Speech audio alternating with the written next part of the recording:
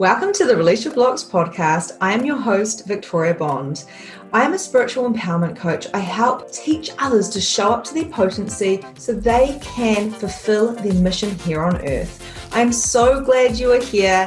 And if you are interested in becoming a medium, if you're interested in becoming a life coach, or if you're interested in shifting your life from the 3D to live more in the 5D reality, then check me out, book a clarity call, and let's get chatting.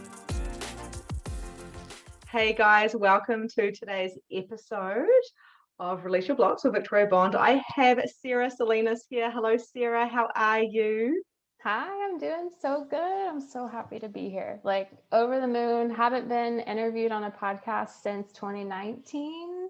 So I'm stoked. Like I went from being interviewed on about 30 podcasts in 2019 to 0 in 2020 because I was tired of having the foundational basics tell me about you're a generator, you're a projector. And it's like energetically I pushed any of that away and I wasn't offered any, but it's like I've only in the last couple of weeks been like, I'm ready to be interviewed and like share my heart, but not the basics is what I keep saying. I keep saying I want a deeper conversation.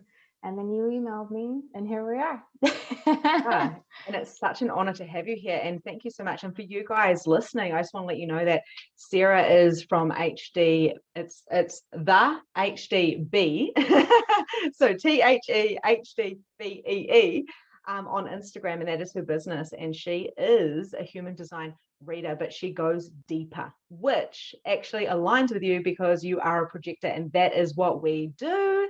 So the conversation today is going to be a little bit deeper, and I just want to pre-frame this, guys. If you haven't heard of human design, please go check out Sarah because I've been on there, stalked her, that's how I found her, and she has got the most incredible content. She breaks things down on videos. You've got all sorts of stuff. So thank you, Sarah, for putting this out in the world, this free content. That is very, very generous and amazing. So yay. Absolutely. Yeah. It's, if you want resources, just literally go to my Instagram, stuff in the bio. I have stuff on Teachable. You can scroll through 2 years worth of just, hey guys, I was interested in this or a meme or this or that. But it all lives somewhere on Instagram, like easiest, best place to find me and anything that has to do with any of my work at all. Beautiful. And it's fantastic. Like I was like, how does this girl have so many resources? These are free. We are in this digital space, really, this vortex of growth in 2021 while this is being recorded. And this human design has really just taken off. And it is everywhere. So go and find out the basics. But we're going to dive deeper into there's a couple of questions that I haven't actually told you that I'm going to ask you, Sarah. Okay. And the first thing I realized about us is not only are we both projector 3/5s, you are a triple split energy projector and I am a non-energy, but I'm a splenic. So we're a little bit different in those areas, but we are similar, very similar. And I recognize our energy straight away when I saw your face. We are both channels. We are both mediums. We both are we have this very intuitive psychic kind of channeling energy about us. And that's exactly how I recognized you. I was like, I know her. I read your energy. The psychic medium. I have magnificent mediumship. I've got Release Your Blocks. I've got all these different programs. And now I've brought human design into it. So when I recognized you, I was like, I wonder if she's the girl who's going to be able to talk about the spiritual stuff, the alignment and the channeling within human design, because I am bringing forward this type of information in my readings. So, oh my God. So we're going to dive into that. So I loved what you were saying about the chart and about the circular, what did you call it? The circulatory, with the gates and stuff like that. So yeah, the circuitry and the channels and gates and stuff, because it's where the energy lives and moves within the chart. That's where you have a channel is where you have energy moving back and forth between you, be it your spleen, your root, it doesn't matter. Like that's where your energy lives. And so within that, it's like, it's cool to know, what your energy type is and stuff those are the foundations. Like you need to, just because my chart says I'm a projector doesn't mean I'm an embodied projector. Just because you're a manifestor doesn't mean that you're living like a manifester? Have you embodied? Do you know what it feels like to be an empowered, embodied projector that's a 3-5 and a triple split with dominant individual circuitry, but a good mix of this and this and this? Do you know what that feels like? Oh, did you just read it in a book? Oh no, you got to go integrate it. You got to go. And this is what we into talked it. about. This is what I said to you. I said, look, there's all these people and they're learning what human design is, and then they're going into their not self theme. Like for us, it's bitterness, being a projector, or frustration if you're a generator or managing. And they're going, oh my God, I'm unaligned. And they're going, I learned human design 3 days ago, and holy shit, I threw out of myself out of alignment. And like, I feel that energy within people. And I'm like, you know what? This here is called an experiment for a reason. Yes. We are here in the experiment of our lives, of embodying this. Perfect example is I've got a launch going on right now for Magnificent Mediumship, and it is so fucking aligned, Sarah. I am just like, hallelujah, people are going to learn human design, but also, you know, I don't go into the depths as you do, like you're the expert on this, but really it's about embodying everything. And when they go into guilt for not being aligned, I'm like, you've missed it. Because even when we go out of alignment, what is that gift? Well, it's like we have to, as what's above is also below.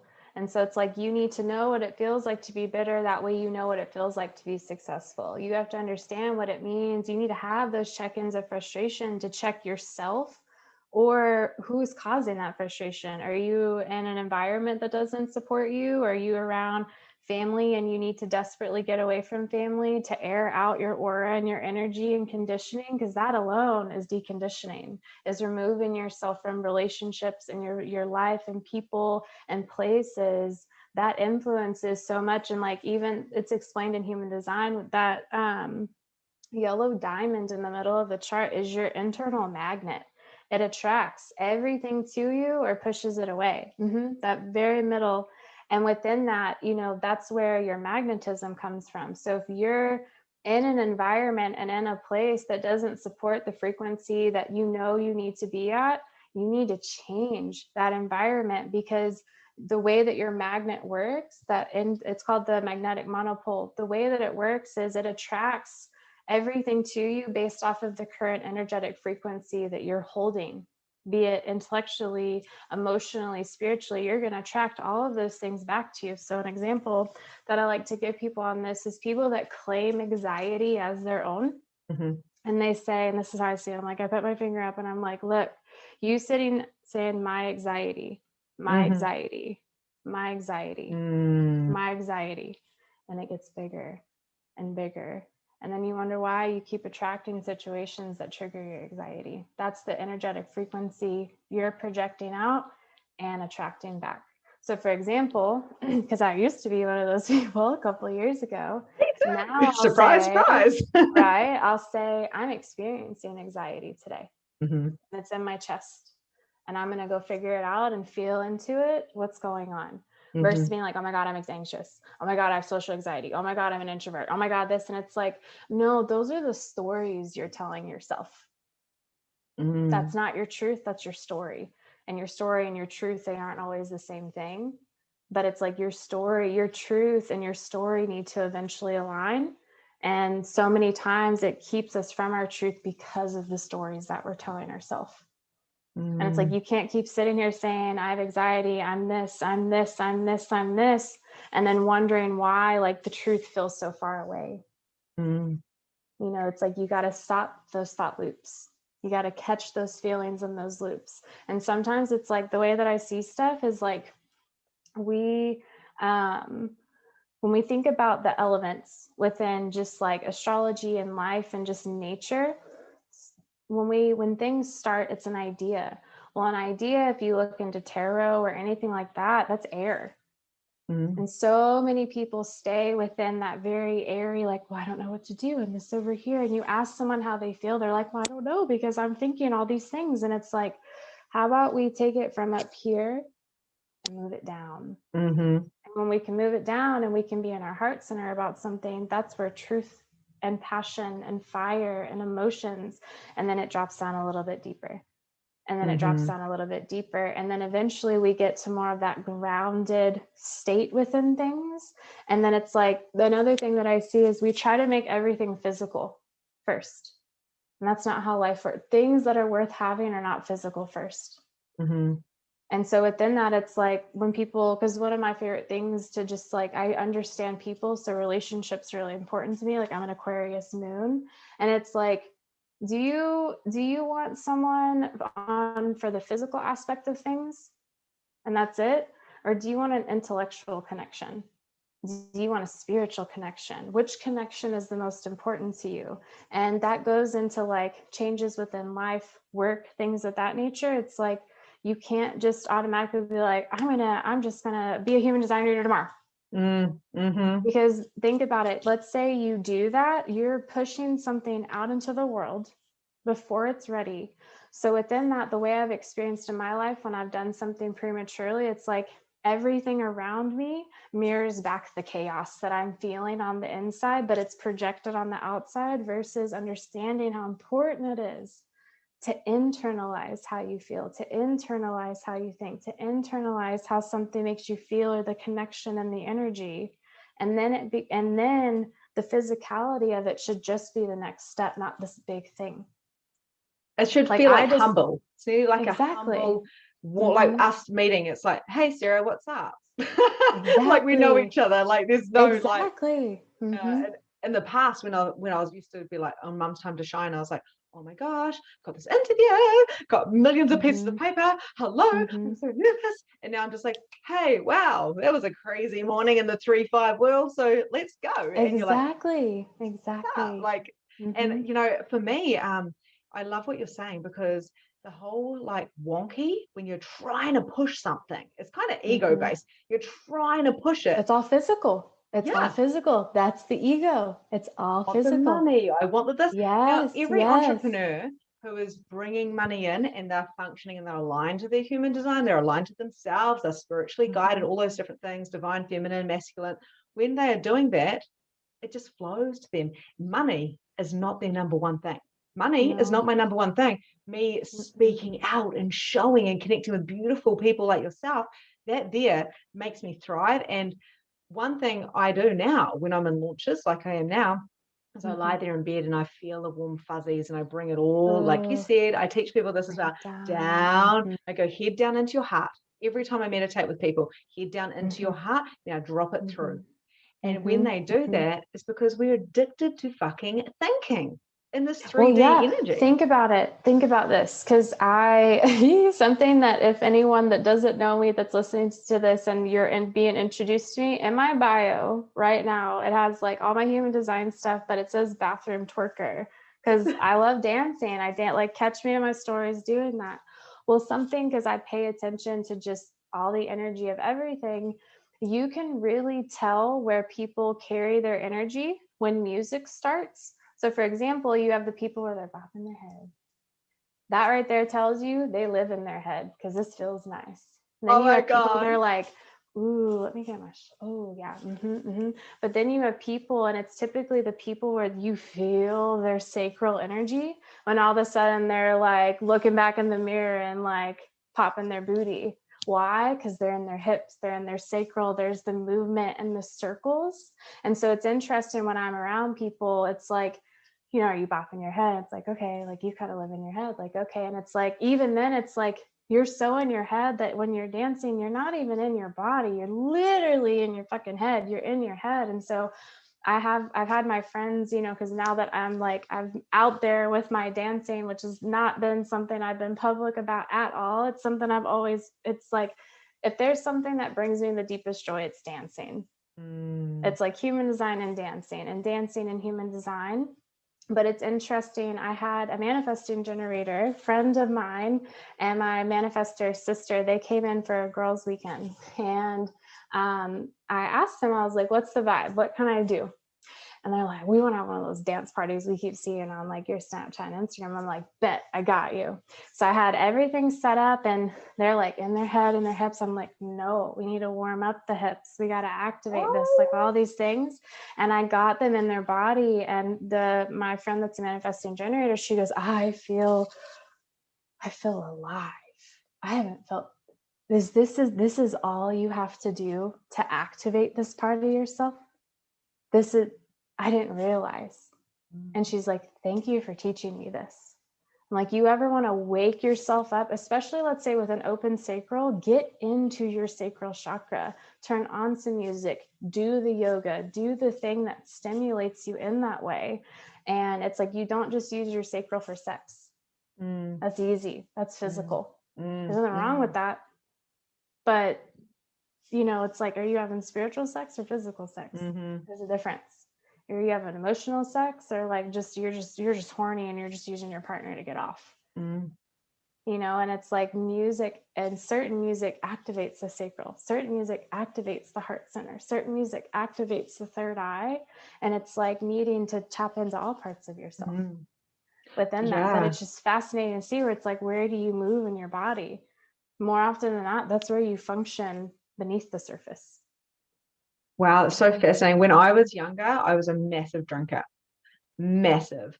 Mainly, and I was like, do I have social anxiety? I'm like an introvert extrovert. I was a hairdresser for 20 years. You probably don't know that about me, Sarah, but I was a hairdresser for 20 years. I'm now like nearly 38. I'm 38 this year, and I was a hairdresser from 17. So I was like a mannequin. Hi, how's it going? Come on in. How's the kids? What are we going to do with your hair? Creative like this, right? And it's like, now I'm like still deconditioning, because I only stopped hairdressing a year and a half ago. I had a salon and everything. So now this is my job, like me sharing everything as a projector. And like, I've had to decondition that. And I used to go out before my children, who are like 6 and 8, and I used to drink, and I'd drink by myself, and I couldn't dance. I could not go and dance. I'd drink a bottle of wine before I left the house. Now I can't even drink a glass without feeling smashed. It's like I don't even want to drink, because I actually love being in my own energy. But anyway, my point is, from 10 years ago when I was like that to now, what I did on the weekend is, my husband was away. He went on a big tramp, and I decided to have a mini party. Not the actual party for my kid's birthday, but a mini party, a pre-party. So I invited 10 kids around. So we've got 4 neighbors. I've got nieces. My sister's dropped off the kids. And we had a party, me and the kids. And all I did was dance and dance and dance. And some of them were looking at me like, you're crazy. Eventually they cracked and they started dancing with me, because I'm a child. This is who I be. I am magnetic and magnificent. And I am so fucking sick of playing small and staying in my head. So the deconditioning process has taken me years, really, years and years and years. And I've still just begun. But what I did was I danced. And like I said, I moved my hips literally. And I'm like, whoa! And I'm like yelling and screaming. My kids are just used to it. If I'm not doing that, if I'm not dancing with my kids, if I'm not listening to music, it's a sign to me that I may not be quite in alignment. I loved having my mermaid baths, because I'm getting a tattoo up my arm as a mermaid like next week. Beautiful. And I never used to have tattoos or a nose ring or anything like that, because I was trying to fit into a box that really I didn't quite fit into properly. So I felt a bit different. So now that I dance with my kids, and then we did face painting, and it was art. I've started doing art. I haven't done art since I was like at school. These are all the things that bring me so much joy. So much joy. And these are the core of our essence. When did we stop being that child, that knowing child, that conscious child that knew and got so conditioned that we forgot what joy looked like? Yeah. Well, and then if you also think about it, oftentimes our parents, when we're kids, tell us what is supposed to bring us joy. And our parents' joy isn't our joy. And our parents make their pain, it ends up being our pain. And, you know, it's just one of those things where it's like, you know, we're so conditioned at a young age. And it's like, I admire the parents that raise the free spirits, because those are the creatives that, you know, are out there doing what they want to do. And it doesn't paint the picture that society does, but damn, they're happy and their energy is so magnetic and magical things happen. You know, I had this visual pop in my head that I just want to share. So last year in 2020, my husband and I were sent home to work from home. And we know we both worked for the same company, and it was fine getting up every day. I worked for this company for 7 years, getting up every day, brush my teeth, brush my hair, put on some clothes, grab my coffee, drive all the way to work in silence, get there, sit for 8 hours, but get up in between to go to the bathroom and then sit in my car and drive home. And because there were like moments of movement, I thought that that was okay and that was normal. It wasn't until I was sitting at my kitchen table in my home, and I was fucking sitting for 9 hours a day. And then I would get up and I'd have an hour break and I would go sit in a session for up to 2 hours. And that didn't bother me until it started to bother me. And it's like, I'm literally living my life sitting. I'm sitting. And being a 3-5 and being that third line, like need to get your hands dirty. No wonder why things started to become stagnant for me. I was just sitting. And it's like, but when I get up and dance, or I go outside, or I do this, or I connect with someone and like tap into so much of the embodiment of what it means and feels like to be me. Like I had one of my friends the other day, she was like, is it weird to think of yourself as hot or sexy? And I was like, personally, I don't like those words because it makes me sound like you just want to fuck me. I'm not cool with that. However, being sensual and voluptuous within my energy, where my energy is so felt when you're around me that it kind of, if you're not comfortable and like with yourself, you're going to be uncomfortable with me. That's what I want my energy to feel like. Yes. That's what I want it to just literally, like I walk in and it's like, you know, like it's almost like warm honey mixed with like vines and plants and flowers just, and it's like, if you're uncomfortable with yourself, you're going to be uncomfortable with me, but I'm totally fine. Mm-hmm. That's what I want my energy to feel like. And it's like, I'm not trying to be sexy. I'm not trying to be cute. Those are just weird words for me, but sensual and like engaging with the senses and feeling those things. That's what I want my energy to feel like. And within that makes people uncomfortable, not because of what you're doing, but because of the disease it creates in them. Because they see, feel, and sense your freedom of expression when you are that way versus, because like, think about it, like sensuality and voluptuous, that's a feeling. But like being cute, that's a label that someone gave you. Mm-hmm. Being hot is it depends on who's saying it. But when you can feel some type of way, it's different. So it's like, are you worried about the labels that other people are giving you, or like the labels that you choose for yourself? But within that, it's like, I just don't think it needs to be a label. No, it needs to be a feeling. Yeah, it needs to labels, be some type of action or feeling. I think labels are fantastic for understanding and then dropping them. Like, I don't even like the word medium. I really don't. Like, I know you're a medium, you know, I'm a medium. We're both channels. We know that by looking at each other's in it, by looking at each other, even just feeling each other. But as soon as our eyes locked earlier, like all this color went on around you. I'm like, here we go. Like, yep, like I'm here and ready for this conversation. Like you found me, I found you, and here we are. Like I felt that. I just got tingles. I've got massive tingles. And the thing is, people are afraid. This is what most of my clients come to me for. They are afraid. They are shit scared of showing up. They are shit scared of being judged. And the one thing that I learned when I had this awakening, I like to say, after the deep depression, which I really do think was a breakthrough now when I look back. It's an awakening. It's a cracking. Yeah, it was awakening. I thank my son for that, because he really was the one who activated me to that 6 years ago. And what it is who am I to judge those judging me? Yeah, you're no better. Because or worse. If I do that, I'm just aligning and agreeing, or resisting and reacting, and that's judgment instead of just being. So I actually find, Sarah, and this is a really good question, I think, if I do say so myself, I find some people are intimidated around me. They always have been, and now I'm kind of thinking that it's not because I'm like loud and I'm quite a dominant energy. It's because I'm a projector, because a lot of other people, especially projectors, are not intimidated by me. But I've had people say to me, and even though I'm smiling and stuff, they go, "You're really scary." And I'm like, how the fuck am I scary? Do you get that as well? I'm not scary. You're scared. Why are you scared? That's not me. That's not me. You're scared. I'm the kindest person you'll ever meet. I'll give you a hug. I'll make you dinner. Like when you walk into my energy, and between the time you enter my energy and you leave my energy, you are taken care of, loved, supported. I'm loyal. I'm kind. I'm funny. Like I'll make you laugh. I'll go on a trip with you. Like don't sit here and tell me I'm scary. What are you scared of? What are you scared of? I'm not scary. And you're a 3-5.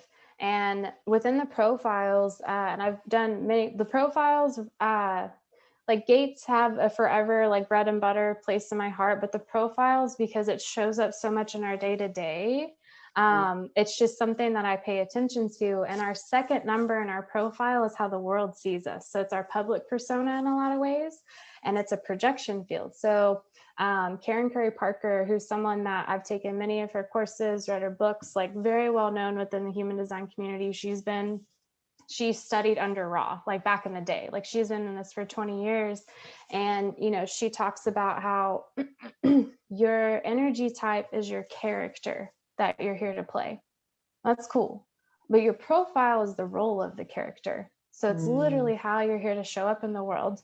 And that second number within that is, with it being a 5, it's called a karmic mirror for other people's healing, is how she likes to talk about it.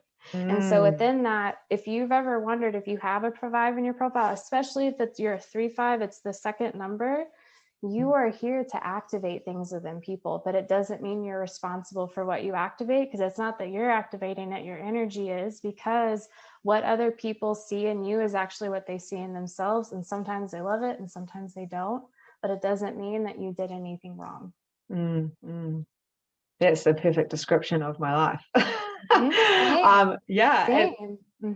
have you noticed this as well? Like, so one thing I've noticed as well is I'm so fantastic at bringing people together. Like, it is a gift. I was on that playground at 6-7 years old. And I'm like, hey friend, this is my friend.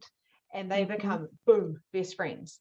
And then it's like, I've had this kind of feeling, a little bit feeling of rejection, but that is my head, because the thing is, I'm so damn good at bringing people together that I haven't done that matchmaking wise, but with friends I have, I'm constantly bringing people together.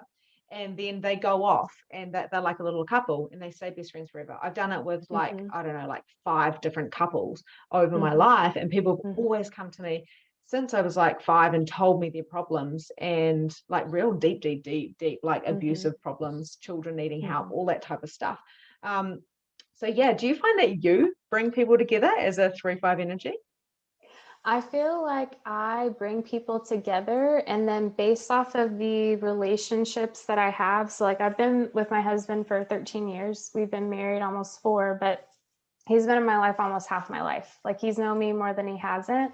But it's interesting where if someone comes into our life, it's like they come into my life and then they get to meet Michael. If they get to meet Michael, they end up questioning everything within their relationships. Wow. But what's interesting is we're both 3-5 projectors. Wow.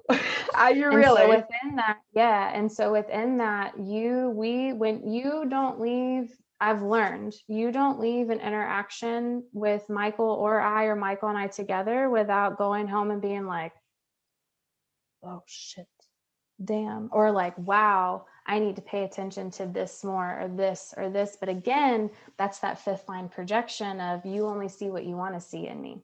So do you really see me? And most people don't, unfortunately, but like, that's also okay, because I've worked so hard to like allow the people that I've chosen to be close to me to see all facets of me. But even in that, like, I'm a Gemini projector. So it's like, whoever you are is who I am. So I remember reading, I think it was in Jessica Lanadu's book. She goes, if you're bored around a projector, if you're bored around a Gemini, it's not because they're boring, it's because you're boring.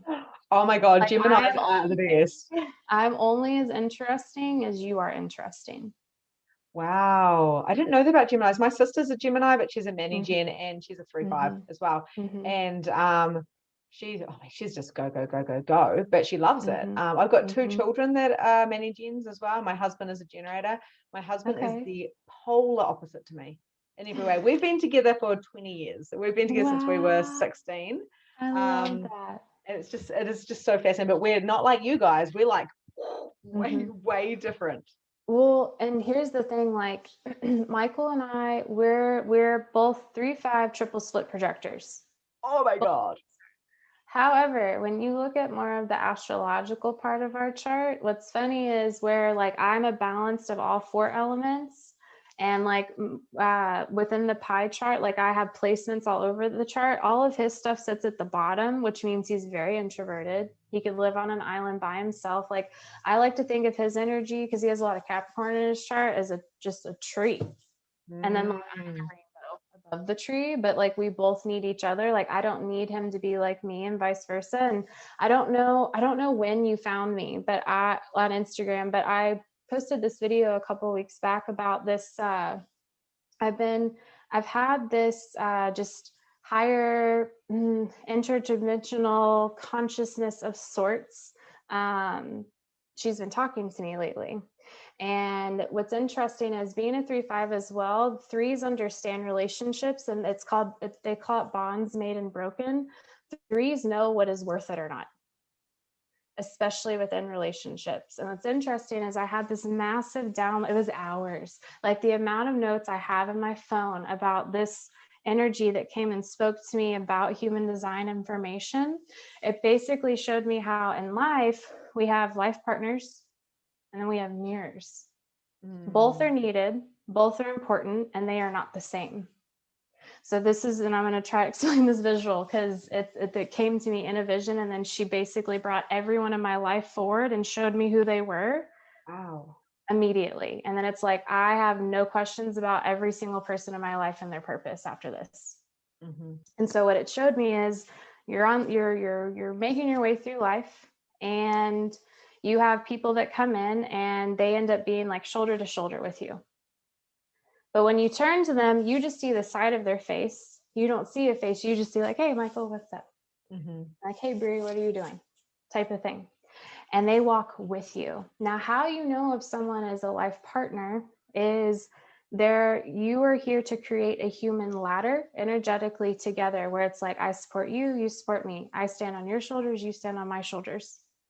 And within that, it's like you keep going together.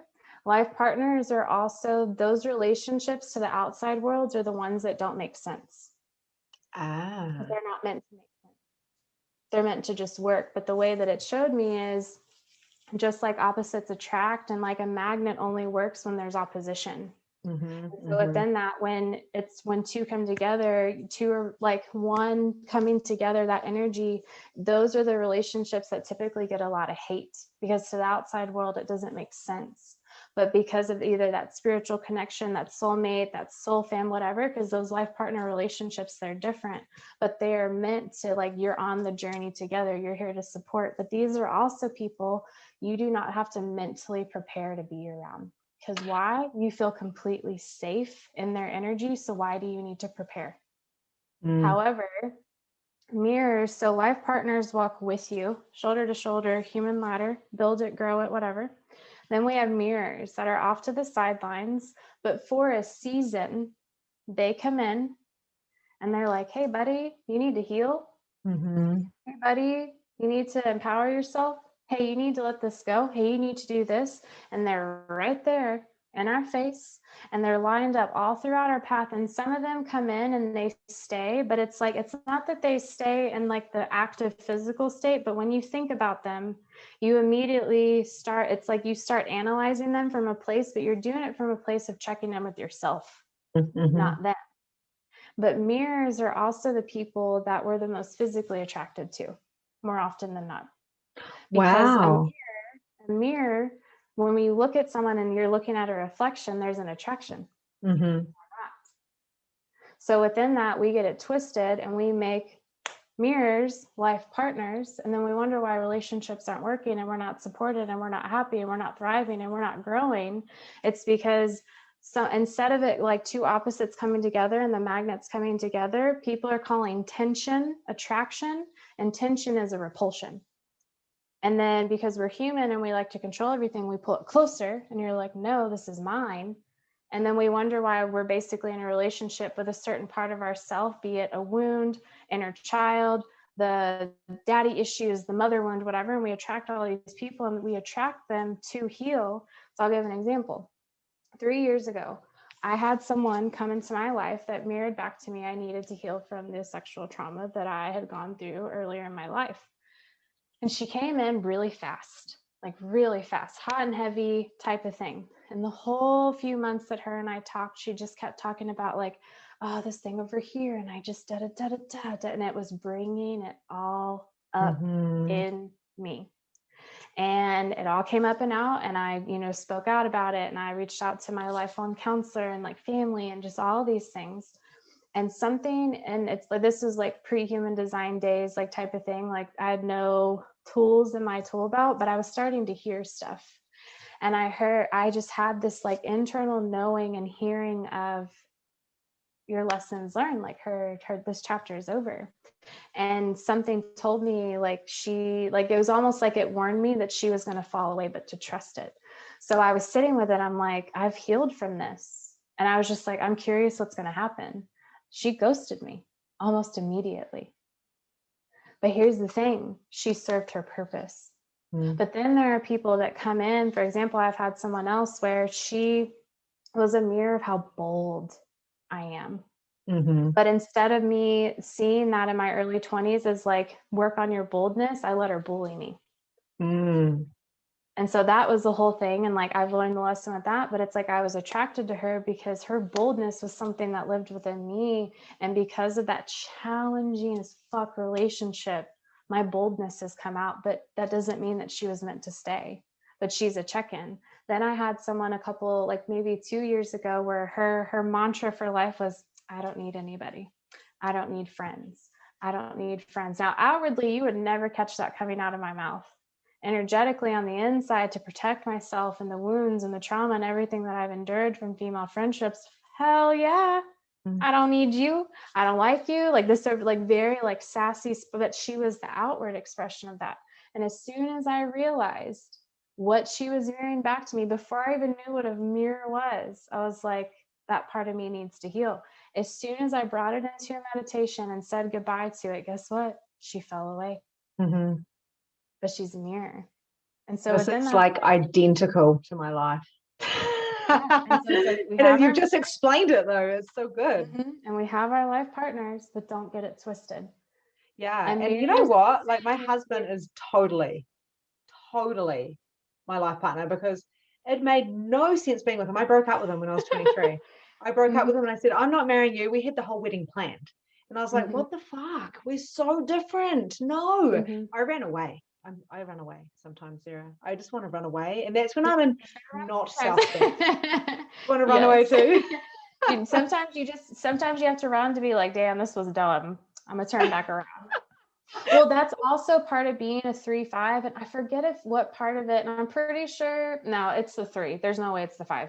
It's the 3 where it's like because it's bonds made and broken, you either bond or you break it. And so within that, like if you ask any of my close friends, like it's a joke of, there are times if I'm upset with you, and I have it's a 24-hour rule. Like if I say I need space, don't talk to me for a day, because guess what? For the next 24 hours, I'm going to go to a very like mental place and break up with you and make sure to see if you're worth still keeping around. And if you are, I'll text you the next day. If you're not, I'll still text you the next day, but we're going to have a conversation type of shit.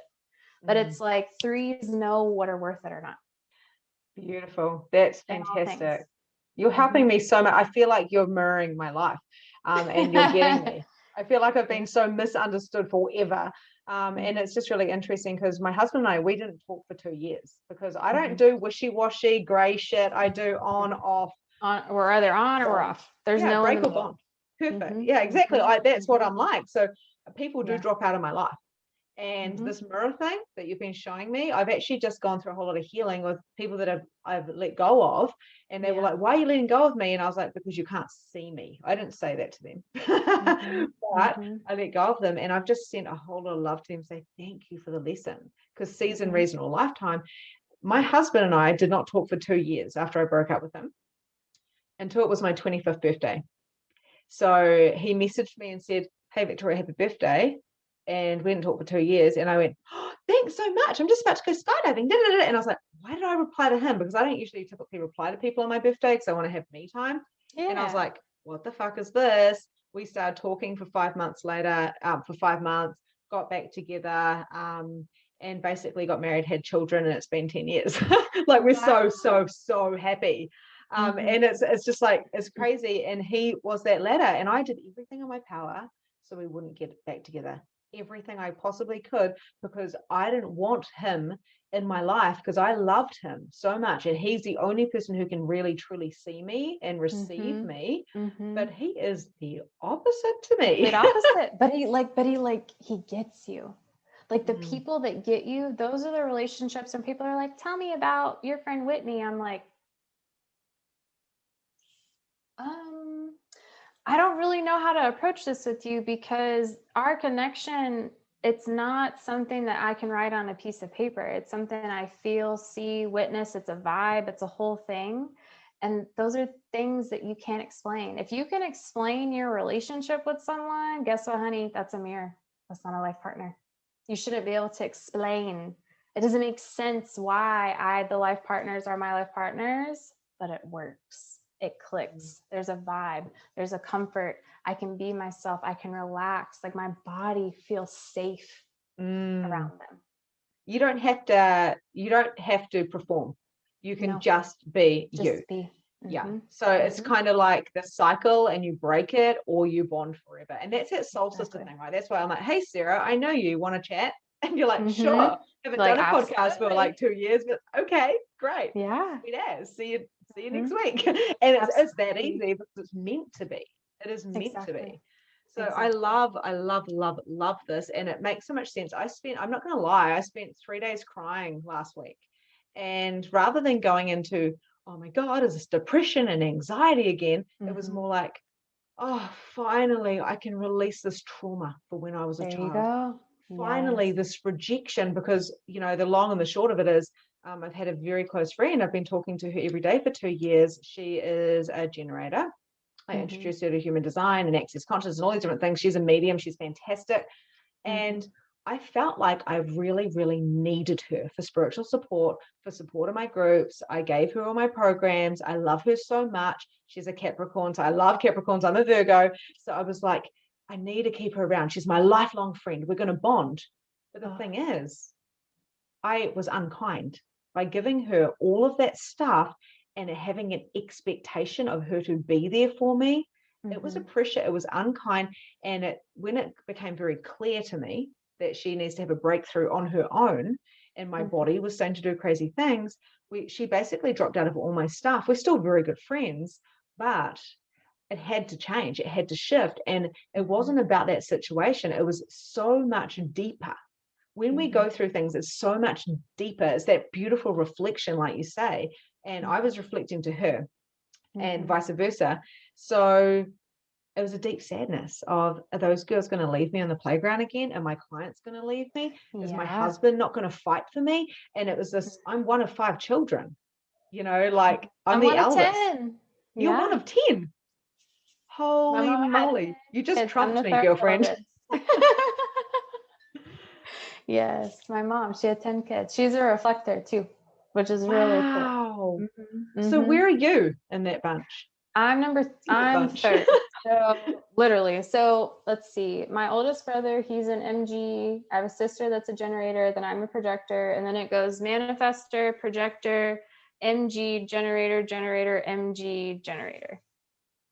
So it's mostly generators and MGs, and then my mom's a reflector. And what's cool about human design is your energy type skips a generation. And so because my mom's a reflector, most of my siblings are likely going to have reflectors. And one of my brother that's a projector, he already has a little reflector. Oh my God. Oh, I've got a couple of clients that are reflectors. And I'm like, I knew it, because the minute they're like a reflector, I go, hallelujah. And the thing is, those people make me giggly. Every time I'm with them, I'm giggly. They're like sparkles and fairies. If I was going to say, because I talk about fairy energy, light being energy, all the different energies and stuff like that. And I'm like, I would say that they walk around with bags of sparkles. That's how I see reflectors. Yes, it's true. It's accurate, but that's how I feel. True.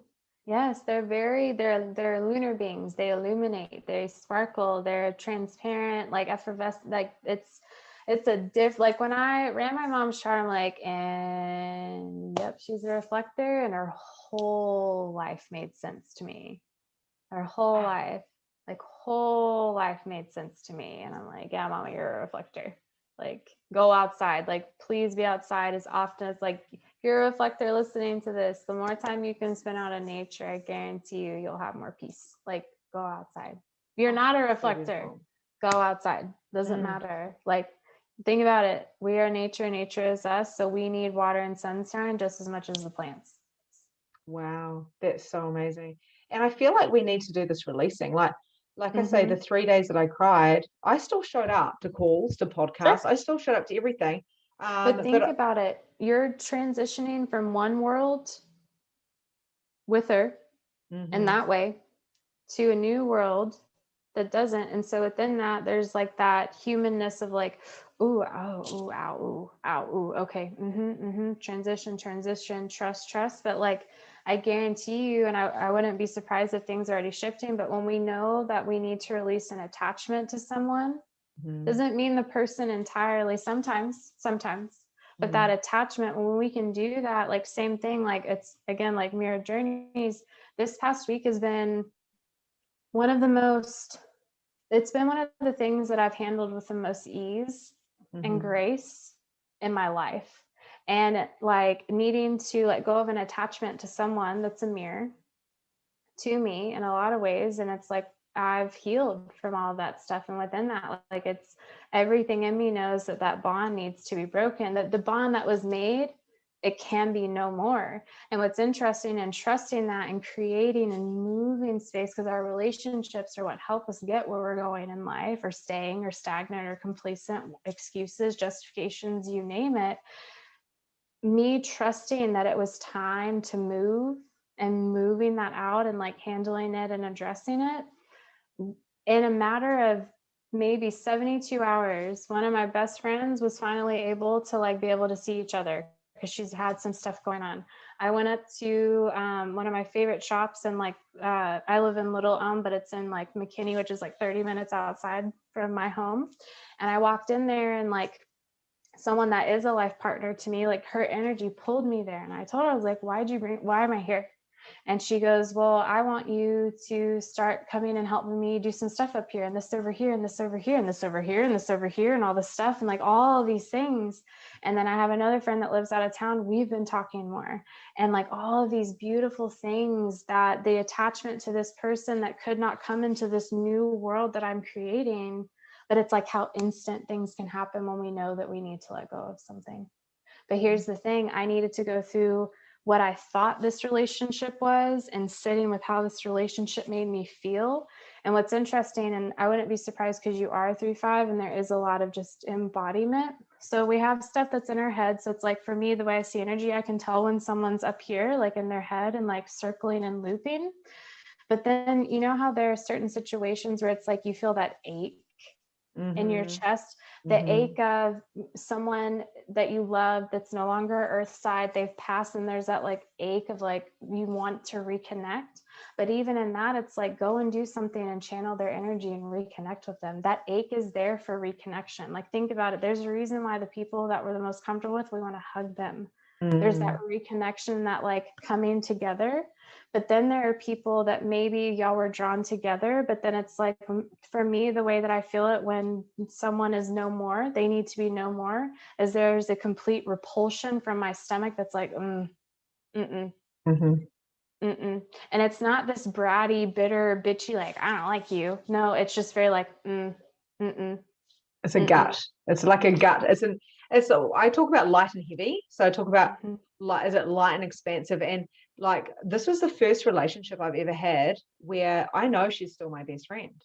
And I know that we can't talk every day. And I know she's going to do big things. But she was doing big things for me, supporting me, because I was too scaredy pants to do it myself. And I thought I needed her. So this is my guides. This is my angels. This is myself saying, hey, Victoria, you're here for big things. Let her do her own big things. So then I realized I was being a bit selfish, but rather than going into guilt, I went into, I love you. Thank you so much. Thank you so much. Thank you so much. And she was like, I love you. Thank you so much. Thank you so much. Thank you so much. So the deep energy of what I went through with the breaking of the bond was a breaking of the bond of the past trauma that I've experienced my entire whole fucking life on that playground. And I went right back with my coach doing timeline therapy to the day I left home. And that, you understand what it's like being from a big family. I don't know what your parents are like, but my mum was pregnant with her 5th kid unexpectedly, and she was like, see ya. And that was it. Take all your stuff with you, and she didn't mean to hurt me, but what actually happened was the pain of having to leave town at 17, then go rely on my husband. I didn't live with him, but I had to rely on him emotionally, and his parents were going through a divorce. You think, no wonder you have fucking relationship issues, because it came right back from when I was 17. So I released in 3 days the trauma that I held on for 20 years. That is a gift that my friend gave me. Yeah. How magnificent is that? Yes, absolutely. Everything and everyone serves a purpose, but it doesn't mean that it doesn't mean that everyone that comes into your life is on it for the lifelong journey. Like, it's almost like that active. It's like they can still be there, but it doesn't mean you need to be an active part. And then there's also where it's like, there are relationships where it's like you're codependent on them, thinking that they need you and things of that nature. So it's like, it's needing to check in with yourself, where it's like, why are you keeping it around? Is it because you're too prideful to let it go because of the time that y'all have been friends, even though you're not even growing together, and like this over here? And it's like, if we're not growing actively together, then we're growing separately. That's okay. Like, that is okay. But then there are people that choose to be in your circle and active and that support and things of that nature. But it's like, instead of trying to force someone to be something based off of what trauma trigger response from 20 years ago, but even in that, it's like, that's a mirror for a lesson that you need to learn, where it's like, you're fully capable of doing big things by yourself, and you don't need to you don't need someone else to be a crutch on, to be like, hey, help me. Hey, do this. Hey, do this. Like, I can't do it alone. Be my sidekick, come and be my date, for whatever. And it's not kind. And it's not kind when we're chunking out our clients. It's not kind because we're projectors, and same with many-gens, I suppose, like even manifestors. It's like when you're going along and you're chunking people out because you're trying to prove your worth. I want to be worthy of being your friend, Sarah. So what if I just give you everything that you need, or vice versa? And again, it's that mirror to go, we are here. And being from a big family as well, it was always like, take your brothers and sisters, you're here to share. I love to share. I would have shared having birth with people. I'm like, why don't you get pregnant as well? We can have a baby together. Why don't we have a double wedding? And my sister, who's a Gen 3-5, is like, I just want to do it on my own. Thanks. So like, thanks, appreciate it. Like, but here's the thing, like, that right there tells me that part of your energetic essence is being a buddy. And within that, you link and you link and you link and you link things for people, and that connection and things of that nature. But being mindful of what are you linking yourself to, and checking in with that, because it's like, think about it, like, I wouldn't be surprised if you're someone, be it your own experience or someone else, when someone comes to you, you already have 10 things ready for them. Like, let me help you with this and this over here, and connection over here, and connection over here, and connection over here, and all these things. That's a beauty. We need connectors. We need those connectors. And I just feel like you have so much of that energetic essence within that. Because think about it right now, you're connecting me to people and I'm connecting you to my people. But then that's so we're connected together, and then it's literally just going to keep going and going and going because of those connections. And that's what I see, that ripple effect. And that's what I'm here for, is a ripple effect. I do a lot of free stuff online, just like you. So I do it maybe a little bit different to you. I've got a lot of kind of Facebook orientated, and I do a lot of free challenges and mediumship and masterclasses and stuff like that. And it's all free, but I know I'm going to get paid for it, because that's what I'm here for, is for big things. And the learning on doing it on your own, because I'll create the buddy, and then I'll get them another buddy and say goodbye. Yes. But then I've held on to the same husband for 20 years minus 2. It's so fascinating. Absolutely. So with these personality profiles, with people learning about human design, I know you talk about the energy, right? So the energy the energy type as well. And then, of course, there's the gates and all that type of stuff. So once they are kind of okay with, all right, I'm a projector and I just released and I just cried, it doesn't mean I was a not self thing. It just meant that I was going through something. I was probably more aligned then because I was channeling stuff. So that going into their personality profile, there's different personality profiles, but how can they learn deeper about that? So how can they go into that and kind of align to that as well as their energy type?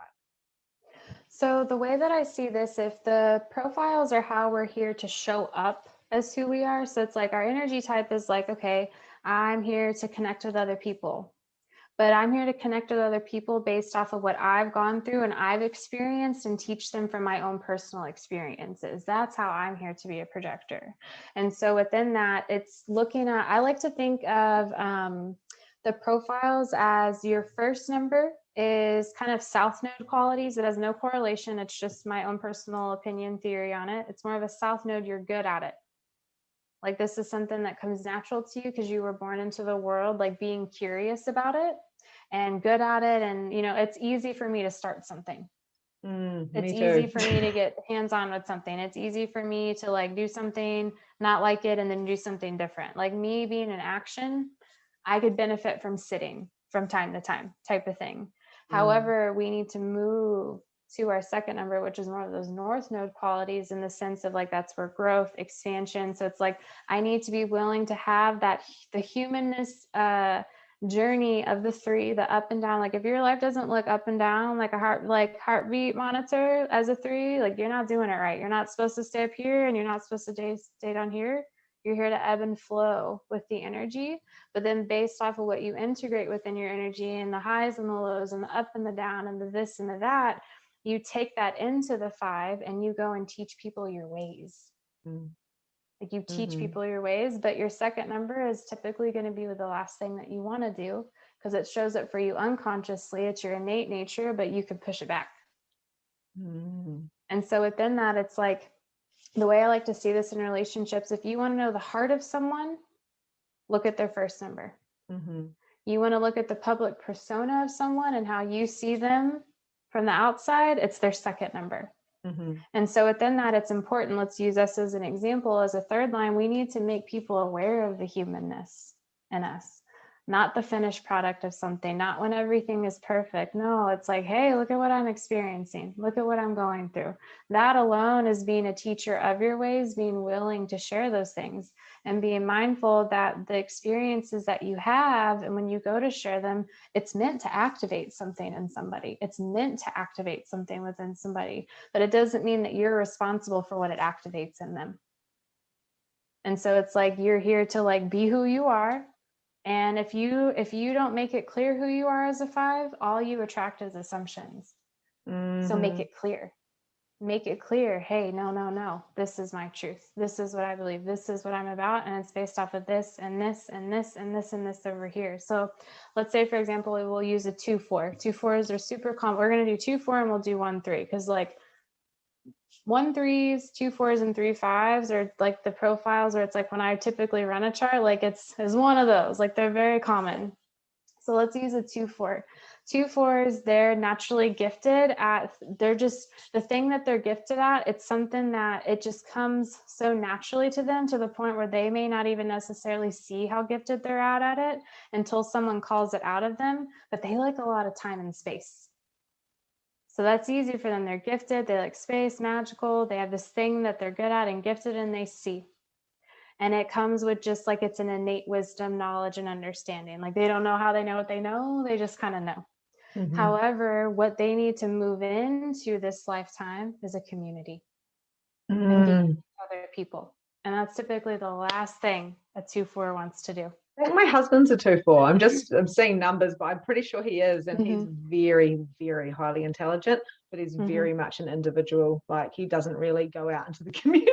Exactly. And it's like but you see how that's the growth though. That's the discomfort. That's that north node, like reach for it type of energy, but it's scary. But then we'll use a 1-3. I go to this coffee shop and one of the baristas, he came up to me and he's a 1-3 generator. And he's like, Sarah, I got to ask you something. I was like, okay. And he was telling me something. I was like, what's your profile? He's like, I'm a 1-3. And I'm like, well, let's talk about this. I was like, so you're reading about Reiki? He's like, yeah. I'm like, are you practicing Reiki? And he's like, no. I'm like, that's the problem. You can't just read about Reiki, because first lines are very research, historian, teacher.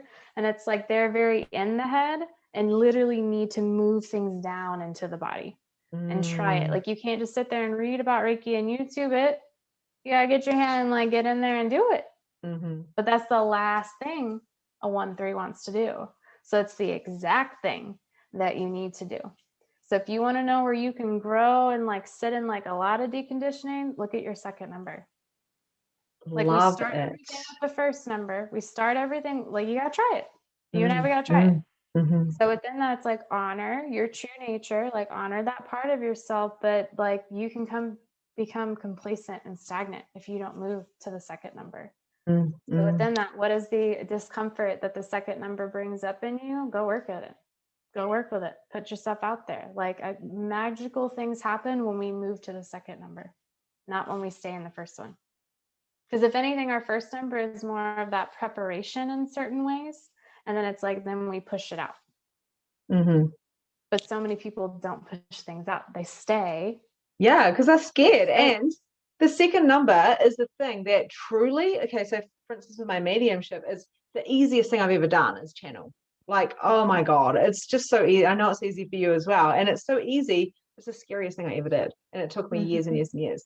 We only have a couple more minutes. So I have one more question for you, Sarah. I did want to go deeper into this. I could see how this could be a 3-hour podcast. Maybe we can do it one another time with channeling and mediumship. So with your channeling, right? So I totally resonate with people shift and change in my vortex. Yes. They don't even have to turn up. If they're in my vortex, they shift and change. I do ask them to show up because it's probably going to be a lot more beneficial to be on the calls. But people shift and change in my vortex, and I am a channel. So when human design taps into reading, being intuitive channel, being a medium, how does that, I know we don't have time to go deep into it, but how does that work for you? Because I know you channel, so do I. I do light language and all the things. But, you know, I really want to bring this into my mediumship so much more, but I haven't found anyone as yet who talks about it like you do. So the way that I go about it is when I run a chart, instead of looking at what the chart is telling me it looks like, I pay attention to how the chart makes me feel, what it brings up in me. Because being a channel, you feel things. You don't just hear things, see things, you feel them. And so when I get on a call and all of a sudden, like my chest gets really tight, I've learned 9 times out of 10, if not 10 times out of 10, I'm not nervous. They are. So we get on the call, like, hey, what's going on? And all of a sudden we're laughing. And then all of a sudden it's like, and then it's like, I feel the rise and then the fall and then this and the that. I'm also, my dominant clair is clairvoyancy. And so when I'm talking to someone, even as you and I have been talking, like I see stuff above your head. Now, when I say I see stuff above your head, because I know like someone's listening to this, they're like, damn, she sees shit, which like I do. Like, I'm not going to deny that. Yeah, so do I. However, when someone's talking, I see thought bubbles appear before them. Oh my God, that's so cool. And so it's like, I'll see it. And there are times where someone's trying to explain something and I'm like, I don't need you to explain yourself to me. Keep talking. I understand you. Just keep talking. And then the thought bubble gets bigger. And then I see that. And I'm like, ooh, okay. And then because of the way that my brain and mind and chart and the energy works, then I bring that thought bubble down and then we go, and then all of a sudden, like they're crying or laughing or like grabbing their chest. So it's like, I bring my energy, I see their energy, I see their chart. Typically I have their face and their chart like side by side. And as they're talking, I'll see things and I'll see something about this and this over here. So the way that I process is I completely open myself up, and I don't keep myself open. I open myself up before every session. And then I close that because I'm not always willing to be an open channel until I'm willing, ready, and able to be an open channel. Because back when I was just a raw nerve walking around in the world, that's when I was drinking, alcoholic, debt, didn't know what to do, anxiety, like all the things. Like I've learned to reel that right here. Like I've learned to reel that in because you feel and see a lot. And so it's like, I take what I've learned in the books, I take how I observe and study people and the experiences that I've had and the embodiment.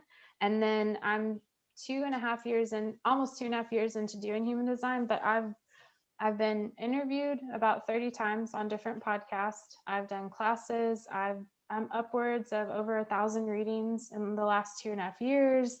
And I'm always learning and studying and monitoring behavior. And I'm a quad right in my chart, meaning all my arrows point to the right. So Wow. I am basically just a channel. Mm. So it's like I pay attention to energy all around me. And then based off of that, I'll bring it to the person and then we work with it.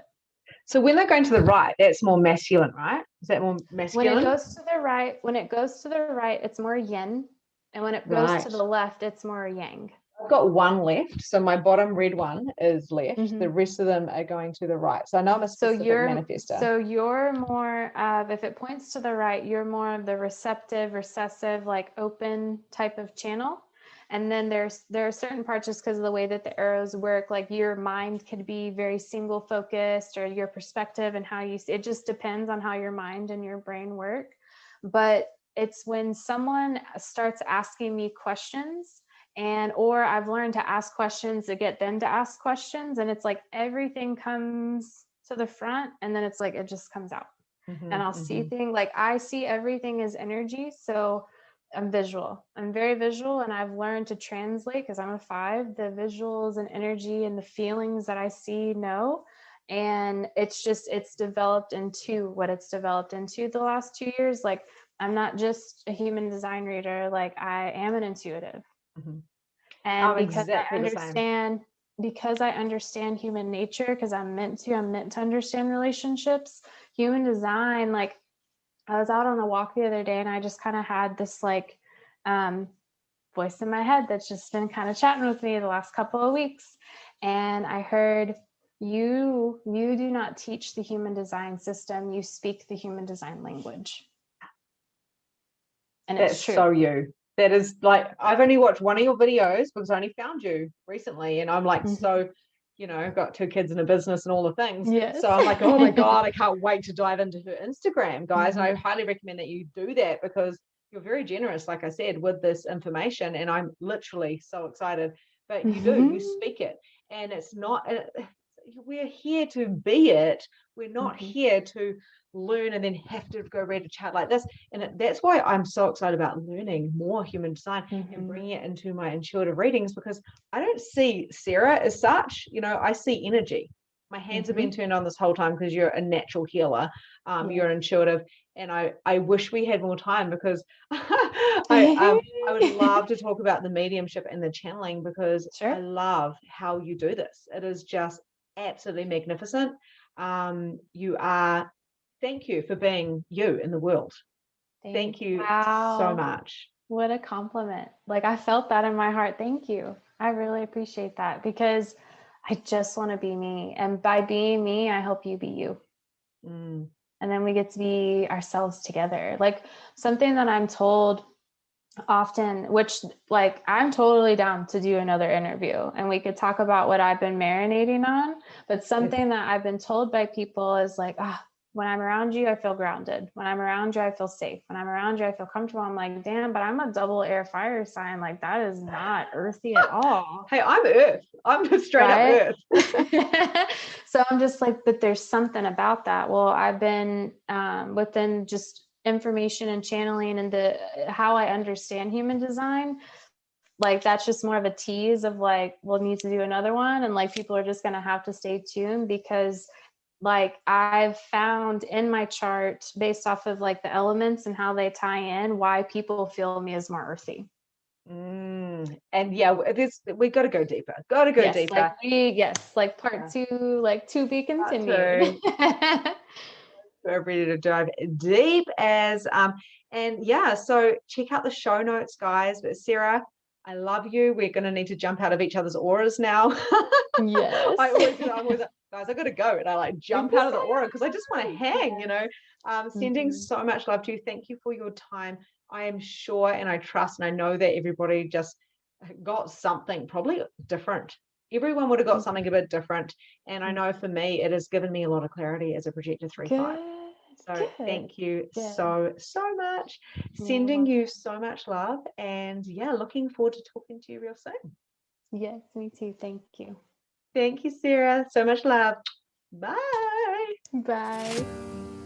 And that's a wrap for today. Thank you so much for joining the Release Your Blocks podcast. If you enjoyed this episode, I would love to hear from you. So please leave a review and tell me what your favorite takeaway from today was. There is so much more from where this came from.